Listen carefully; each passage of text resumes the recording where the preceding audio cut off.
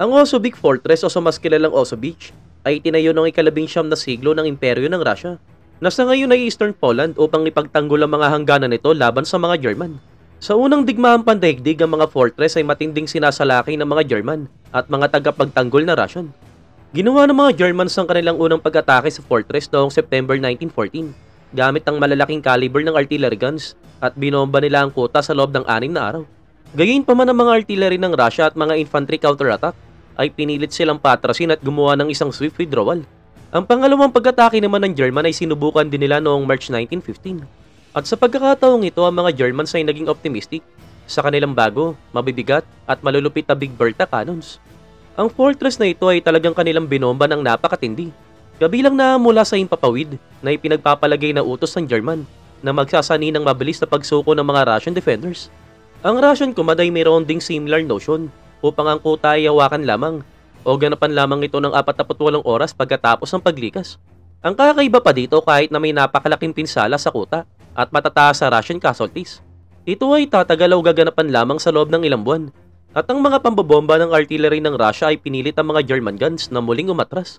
At noong unang bahagi naman ng July 1915, ang mga German troops ay nasa ilalim ng utos ng Field Marshal na si von Hindenburg na nagsimula ng isang bagong opensiba. Sa pagkakataon na ito, nagpasya na silang gumamit ng poison gas upang makamit ang kanilang layunin dahil alam nila na ang mga Russian defenders ay walang mga gas mask. Umabot ang 30 heavy artillery guns, 30 gas batteries ang dinala sa hanay at dahil na din nakapabor sa kanila ang hangin. Pinakawalan na nila ang gas na ito noong ika-6 ng Agosto at kasabay ng malupit na pambobomba ng artillery. Isang dark green smog of chlorine at bromine ang lumipat patungo sa Russian position. Ang mga damo ay naging itim, ang mga dahon ng puno ay naging dilaw at malamang ito ay dahil sa tindi ng lason. Ang mga baril at shell ng Russia na gawa sa copper ay nabalutan ng green layer of chlorine oxide. At ang ika-9, ika-10 at ika-11 at ika-12 company ng Russia ay sinasabing nalipol ng napakatinding lason. At ang maalis na ang gas, 14 na German batalyon na may bilang na humigit kumulang 7,000 Landwehr troops ang kumilos upang makuha ang nawasak na trenches. Subalit habang papalapit sila sa posisyon, isang kakaibang bagay ang kanilang nakita. Dahil ang mga natitirang sundalo ng ika-8 at ika-13 company na nagkaroon ng kontak sa poison gas ay gumawa ng isang napakalupit na counter-attack.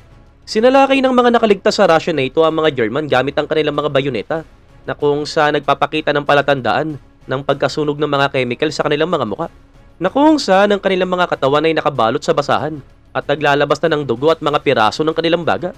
Ang tanawin sa mga panahon na ito ay talagang nakakatakot sa papalapit ng mga sundalo ng German.